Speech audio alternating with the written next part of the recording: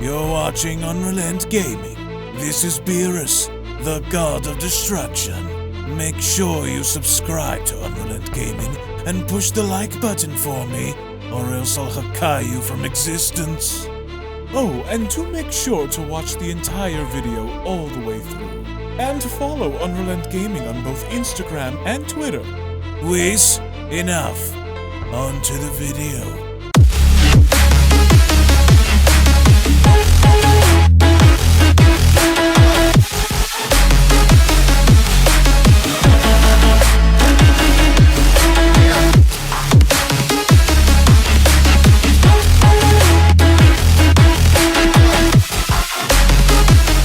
After witnessing a titanic battle go down involving Goku and Beerus in space, in finding out as to which one of the two is in fact currently the strongest, all the while within the Grand Priest's palace, a different circumstance seems to be occurring as seen on the previous manga chapter video, with an unknown angelic woman having to step forward before the angels and the Grand Priest. This unknown entity seems to possess a vast amount of knowledge on the Grand Priest, as well as the need to expose him, as this angelic entity now takes center stage. The million-dollar question going forward is, who exactly is she, and what exactly is she doing here in wanting to talk to and expose the Grand Priest, and what kind of response are the other angels and the Grand Priest going to give once the identity of this angelic woman is finally revealed. Now, before we dive any further into this video, if you are new to the channel and of course have a love and passion for all things Dragon Ball related, including its manga, anime, video games, fan animations, fan mangas, and more, in which would also like to be kept up to date with everything in regards to the Dragon Ball Super manga, the Dragon Ball Super anime, Dragon Ball video games, and any and all additional content within the Dragon Ball universe, then I do encourage you guys to head on over and smash that subscribe button and turn on all notifications by clicking on the bell icon to always be notified whenever a brand new video is posted onto the channel, as well as giving this video a big thumbs up by slapping that like button down below if you guys are simply excited to see what the future holds for the Dragon Ball franchise. And with all that being said, I want to thank you all so much for your time, thank you all so much for supporting the channel, and now let's dive straight into the video.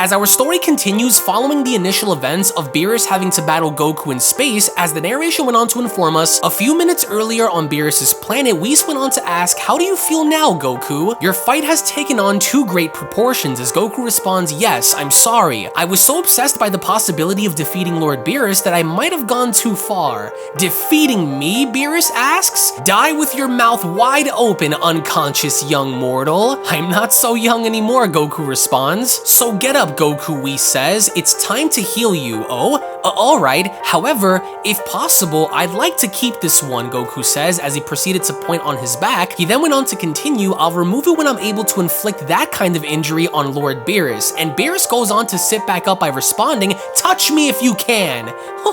Whis says. "Good." And as Whis is shown having to heal Goku, it's interesting to see how Goku actually wants to keep this battle scar on his back, only because he wants to use this to some extent as motivation in inflicting the exact same injury onto Beerus, in which as Goku is then healed, he then went on to respond, "It's as effective as the sensu beans. It could be very useful in critical times," as Whis responds, "In short, it's angel powers," in reference to his healing ability. But then Whis notices a few petals having to stroll on by his face, as he then went on to ask, "I see. Shin allowed himself some liberties." "Yeah, and I don't like that at all," Beerus says. "What are you planning to do now, Goku?" Whis asks. "Well, I don't really know, to be honest. Anyway, I still have this power to master," Goku responds. "I don't think there is a greater power above Ultra Instinct, and yet I didn't even manage to win. First with Jiren and now with Lord Beerus. But other than that, I think I'll go back to my wife and children. Chi-Chi must be worried to death," Goku says. And as soon as we then see how Whis is just about to take Goku home, Goku then went on to ask, "By the way, Whis, you didn't tell me what you were planning to do," as Whis responds, "I have to go check something. I have a bad feeling, and as soon as they end up taking off, Goku rather than becomes intrigued by this, as he then went on to ask what could be causing all of you people to be this worried. But Whis does not say a word, but instead he continues to travel, as he then went on to respond, I feel a new presence, a tremendous force concentrated in one point that was not there before. And for a brief moment as they continue to travel with both Goku and Whis remaining eerily quiet, Goku then removes his hand from Whis' back and placing it on his shoulder, in which as he did, Goku then went on to tell Whis, let me handle it, as Whis went on to turn his head by responding, remove your hand. Which again, one must ask about the severity of the situation, especially if Whis is telling Goku to remove his hand from his shoulder, because during that point, as Whis went on to tell him this, Goku did not remove his hand, as Whis went on to then tell him, remove it. As there was a surge of energy that then had gone through Goku's hand, with Goku having to see this, there was more so tension now between Whis and Goku than we've ever seen go down in Dragon Ball Super before, as all Goku was really suggesting for here was for him to insert himself in this situation in handling it, but Whis does not want him to do that, as Whis then went on to tell Goku, it is not your job to handle the problems of the universe, as if it were the first time, Goku says. Of course it's my job, trust me. Alright, Whis says, but I am unable to come with you now. The Grand Priest just summoned me. If you need me, Whis says, then all you'll have to do is press this button. In which, similar to the Omni King, Whis hands on over a button to Goku, as Goku responds, thank you, Whis. So one could only imagine as to the severity of what's really going on behind the scenes, because Goku really wants to figure out as to what the heck is going on in offering his services to help, as Whis went on to then tell him, if you want my opinion, this is clearly not reasonable. I won't disappoint you, Whis, Goku says, but as soon as we then get to see how Whis then makes a turn, all of a sudden both Whis and Goku stop, because they then oversee something that seems to be blocking their path, and by no means have we ever seen both Whis and Goku seemingly troubled and serious about something at hand, because as soon as Goku and Whis seem to be observing something, the narration went on to state Universe 0. What's that, Whis? Because Goku doesn't seem to know what the heck this is, because this is actually appearing within Universe 7 as well. As we only then make our way back to the Grand Priest's palace, the Mother of the Angels then went on to tell the Grand Priest, I never abandoned you. Let me tell you about this imposter's past. He provoked a genocide and believed himself at the level of the Omni Kings. Enough, the Grand Priest says. Stand. As the Grand Priest then proceeded in releasing this energy that seemingly went on to shock the Mother of the Angels, as the other angels seemed to be bowing down, the other angels seemed to be questioning this, as the angels went on to ask, Father, explain yourself. Who is this angel-looking woman? As the Grand Priest responds, she is indeed an angel, more so, she is your mother, and she is not totally lying to you, he says. The 19th universe of which I spoke was particularly united and powerful. It released a monstrous strength and threatened the balance established by the Omni King. Something had to be done quickly, and so without the king knowing it. Act quickly, the mother says. Expanding space-time may be a brief action for you, but it is not what I would call dying fast to feel time tear apart the bodies of innocent people per billions. It may have only lasted for a single second for you, but for us, it was several tens of billions of years, dear priest. As the Grand Priest then responds, as I did not have the powers of the kings. I have, as I said, not found another alternative, and the angels are shocked because it would appear as though the claims of this mysterious woman is in fact true, and the Grand Priest to some extent did go as far as to wipe out these said universes only because, as there was a great power beginning to display itself as it began to threaten the very fabric of balance itself, and so the Grand Priest had to do something about it, as the Mother of the Angels went on to respond, did you hear that? Your father found it wiser to cover up his barbaric act than to simply be honest with the king. But do not blame the Grand Priest, she says. None of this is his fault nor that of the king. As we then venture on over and taking a look at both Universe 12 and Universe 11, there seems to be something going on to where even these current gods of destruction such as Belmont and Jin notice something, as Jin went on to respond, what's going on up there? Hey, Belmont says, I recognize these energies. What we really blame, the Mother of the Angels says, is the system they set up that forced your father to act. as it was only then right then and there during this moment where we get to see how there was a portal opened in which there were many individuals having to be shown coming on through, and as we get to see who these individuals actually were, they were in fact not only other angels but also other gods of destruction, as the mother of the angels went on to comment, "What an irony. Thanks for taking the pressure off, Cancel," one of the individuals says. "What a strange feeling to return to this place," another says. "These are the faces I am more than familiar with." As the current angels comment, they are gods and angels of destroyed universes? Still sharp as a tack, Whis, one of the other angels says. "Hope you didn't miss us too much," one of the gods utters. "Behave yourself and bow down." Well, it's been a long time. "Glad to see you again," the other angels and gods respond. "I feel like I've slept 100 times more than that damn Beerus," one of the mummy destroyers says. "No one is injured?" another destroyer asks. "We're just in time. The party hasn't even started." "Stay calm, Oloros," another utters, as Vados comments, "Look over there, Whis." "Yes, I saw," Whis says, as a very familiar pair of legs begin to touch on down. It just so happens that these pair of legs belong to none other than that of Golden Frieza, as indeed it was true, as Golden Frieza was a part of the new gods that have just entered the Grand Priest Palace, as Golden Frieza went on to utter, "Ho ho ho, good evening, gentlemen. I have been looking forward to meeting you. I especially wanted to thank Whis in person. Do you see where this excessive neutrality leads you?" another angel asks. "Frieza," Whis utters. "I think I understand what you are planning to do." Because it only now appears as though the angel Twist is the attendee to that of Frieza, who is a god of destruction of Universe 18. With Whis then shown having to approach Frieza, he then comments, "I knew when I had brought you back to life that you wouldn't have stayed to do nothing, but to go that far? Do not underestimate me," Golden Frieza says. "This is just a foresight. Upon information from Zuno, the commanders of my army have informed me of the appearance of these new universes. It is surprising that Zeno had to destroy the 18th universe so much his god of destruction was miserable. And according to Twist, he disagreed with his universe's behavior. He obviously did not have the making of a revolutionary." With of course Frieza insinuating that he took up the position that this current destroyer did not want to take up, in which he did, because as soon as Frieza went on to learn about this in firing at this former god of destruction, Frieza condescendingly enough went on to inform the god, "Oh, how unfortunate. I missed you." "I beg your pardon," one of the gods asks, as only then out of nowhere Frieza had then proceeded in blowing a hole through this destroyer's chest, as Frieza went on to tell him, "Obviously it goes better with the left." "Throw up a little more," Frieza says. "This outfit is too tight for you anyway. Somebody had to fix this." His importance was disconcerting. I wonder how he managed to even become a god of destruction.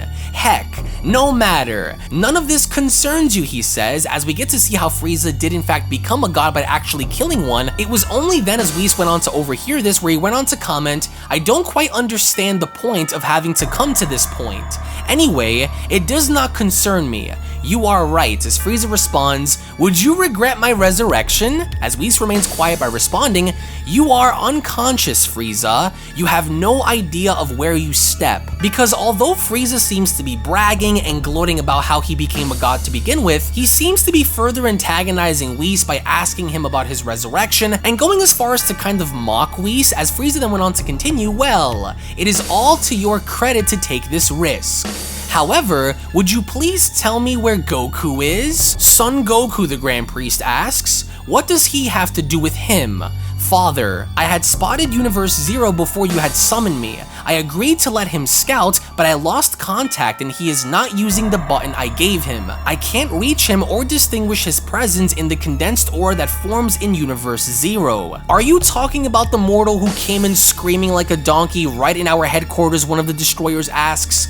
"Don't worry, we welcomed him as it should be." As the Grand Priest then went on to say to himself, "Why are they keeping Son Goku imprisoned? Our power is far beyond of his. He is not a threat for them. Does he have any sensitive information? As the Mother of the Angels responds, don't act like an ignorant Kaishi, you know exactly why we used him. And as we only then make our way in finding out what happened to Goku, we only then get to see how Goku was in fact chained up and sealed away within Universe Zero, and being shown battered, bruised, bloody, and injured as Goku went on to shout, "You cowards, get back here! What do you want from me?" But then, given that the chain seemed to be emitting some kind of energy, Goku went on to put his head back down by commenting, "I'm sorry, Whis. What are your demands?" the Grand Priest asks. "The absolution of the divine hierarchy," one of the destroyers responds, "and the removal of that neutrality that you're so obsessed with." As these former gods of destruction and angels seem to mean business, in knocking over several objects around the Grand Priest, one of the angels went on to shout, "Father!"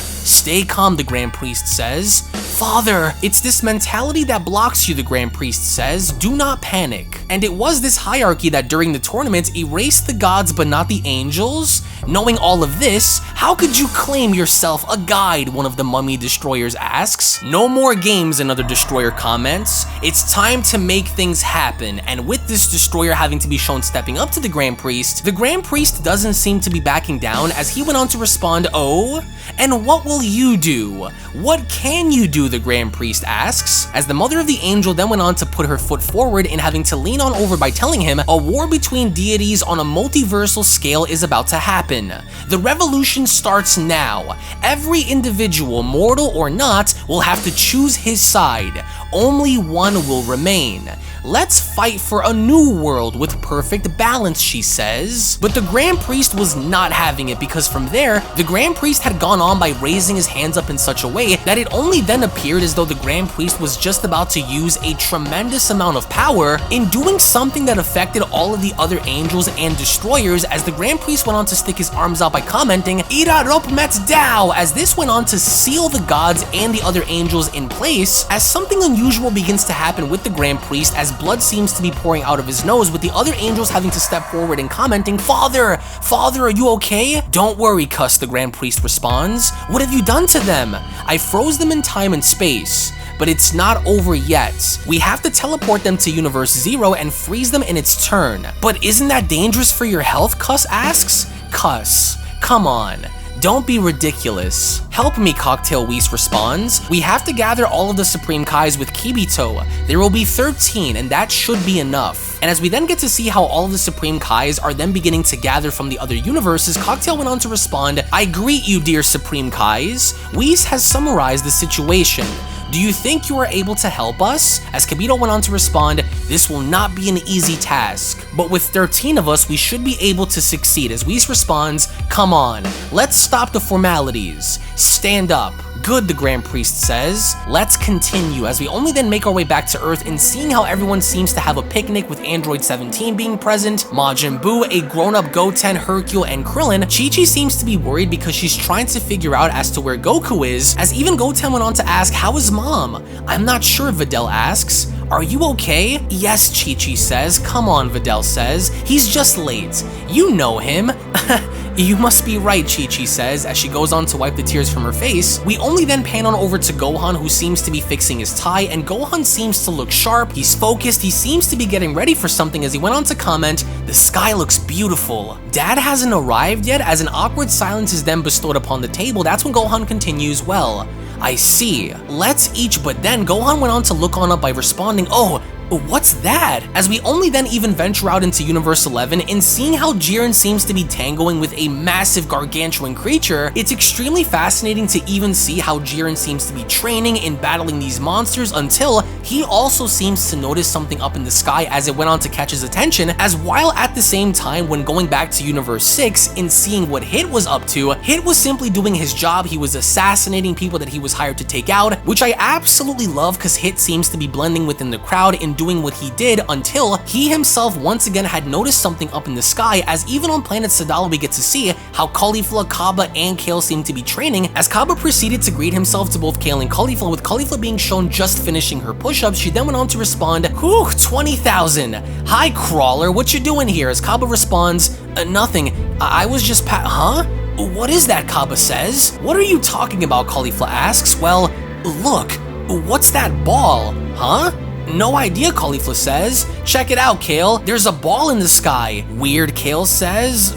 Doesn't really matter. But then, simultaneously at the same time, a voice seems to be coming from the other side as this voice went on to shout, "Everyone listen to me. I am the Grand Priest of the Multiverse, and I come to you to bring you direct orders of the one you call God." Why would the Grand Priest want to talk to us through a giant ball, Kaba asks. "I address myself to all life forms present in this world. An evil angel rebelled against me and I froze her for a period of 2 years. A war between universes will start once this delay is over. Every single individual will have to be ready to choose a side." "Piccolo, what does that mean?" Gohan asks. "Oh boy," Caulifla says. "Jiren, did you also see this?" "Yes," Jiren says. Wait, Krillin responds. "Hey, did you guys hear that? Because everyone seems to be shocked and in utter disbelief that the Grand Priest is requiring for every single one of the mortals in banding together for this massive battle to come. As we only then take a look at Goku being frozen within Universe Zero, it was only then where the Beyond Dragon Ball Super Kakumei manga chapter number 2 special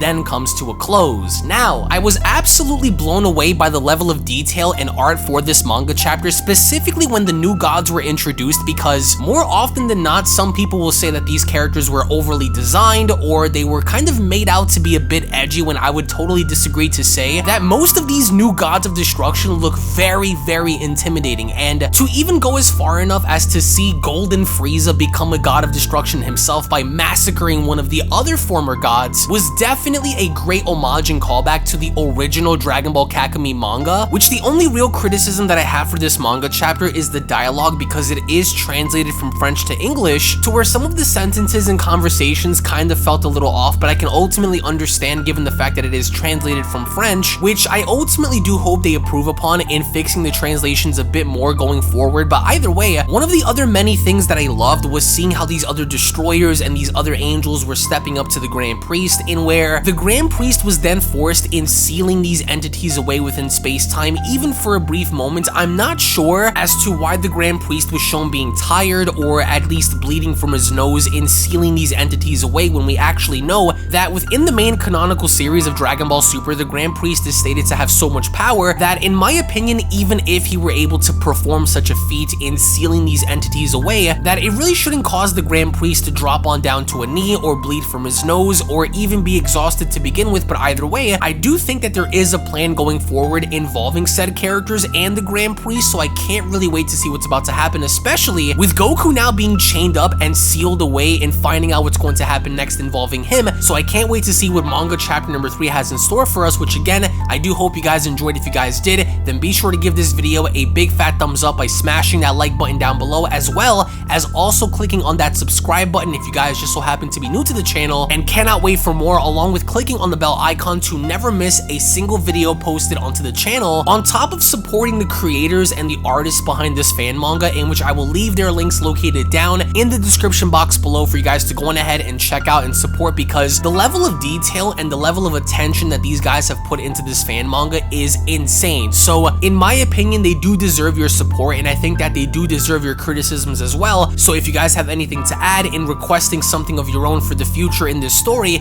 then make sure you guys go on ahead and contact them and let them know about your concerns. So again, thank you all so much for watching. Thank you all so much for being here. Tune back in for more, and I'll be seeing each and every single one of you down in the comment section below and in the next video. Take it easy, guys, and have a great day. Peace! This is the Galactic Emperor of the Universe, and of course I'm here to tell you to subscribe to UnrealEntGaming. Also follow UnrealEntGaming on these social media platforms to stay connected at all times. And if you don't, then very soon you will all be dead! Oh, did someone say UnrealEntGaming? Oh my god. The fuck, Zarbon? Put on some clothes! Well, why don't you put on any clothes? What? I don't need clothes. Jesus Christ, that's huge! What, Broly? Frieza. Uh-oh. Prepare to die! UnrealEntGaming, but once you get video, lots of likes, or Bill will turn you into chocolate! Vados, get over here! Tell these mortals that I'm the biggest UnrealEntGaming fan. This is my moment. I'm a part of his notification squad. Universe 7 can have all the fun. I just want the food. And don't forget to leave a comment on this video. Show some love for the best community on YouTube. Kakarot!